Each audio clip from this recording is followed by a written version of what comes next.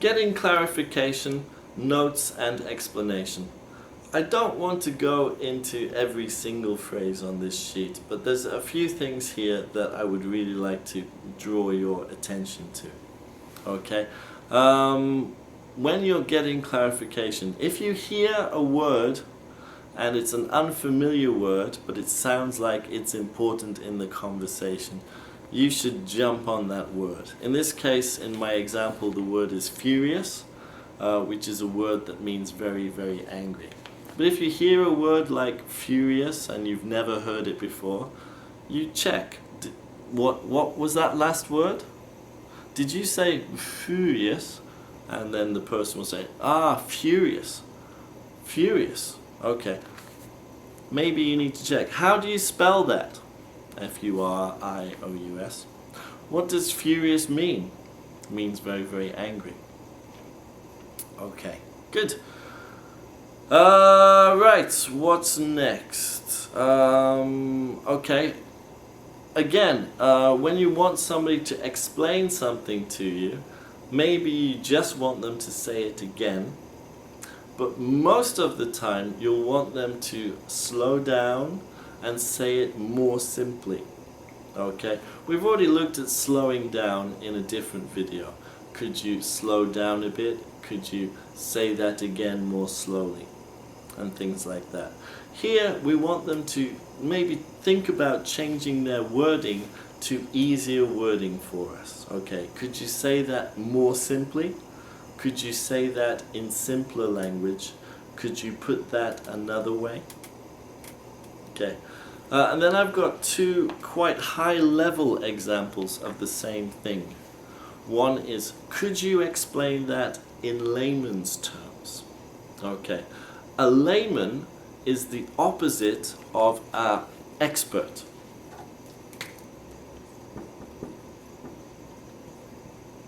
So an expert, like for example a scientist or a doctor, a rocket scientist will be talking about propulsion and newtons and joules, or a doctor will be talking about metastasizing in your lymph nodes, etc., etc. And when they talk to other experts, those words are fine and very clear for each other. But if you're not an expert, if you are outside the profession, you might say you're a layman or a lay person.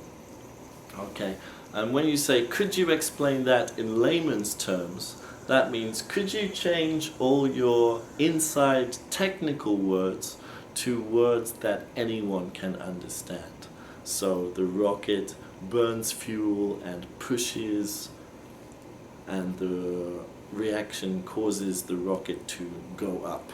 Okay, that's explaining rocket propulsion in layman's terms. Or your cancer has moved from here and gone under here and here, for example, might be a way of explaining metastasizing cancer in layman's terms, for example. So that one it's not so important to use. It's a high-level example, as we said. Similarly, could you explain that in words of 2 syllables or less? Means, can you take all these big complicated words like metastasizing or propulsion and change them to easy words like moved to a different, broke off and moved to different places, or just push and rise and things like that.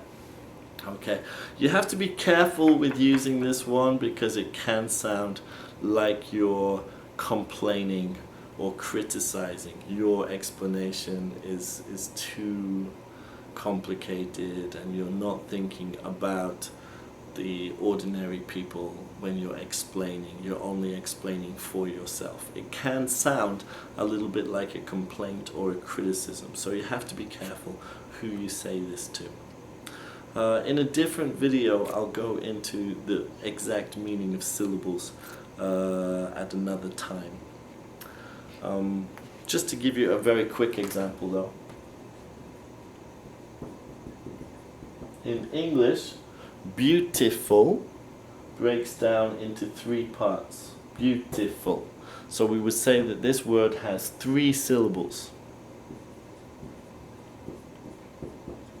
Pretty, pretty, pretty has 2 syllables. Whereas nice has only 1 syllable. Okay. So you can see that the words with more syllables are generally more complicated than the words with 2 syllables or less. Okay, now this brings me on to the last section, asking for someone's point. Now here again, you have to be very careful how you would say this and who you would say this to. Because if you said to your boss, "So what's your point?" then that doesn't sound so good. It's something that you might say to your wife. Me and my wife often say things like this to each other. "So what's your point?" And it usually ends in an argument, so you have to be careful how you use this. What I'm trying to say here is that maybe your boss might ask you questions like this in order for you to summarize what you've said. You're doing a PowerPoint and you've got lots and lots of different points here, and perhaps your boss wants to hear the main point, and they can ask questions like this. "So what's your main point? What's the main point you're trying to make? What's your main message? What's the bottom line?" and things like that. Okay, I'd be careful how you use these and who you use them with. You can use them with people in your team. I would be careful about using it to people above you in the organization. But I put them here because this is the kind of question you might be asked in order for your boss to get clarification from you, so that your boss can understand your meaning in more simple ways. Okay, thank you.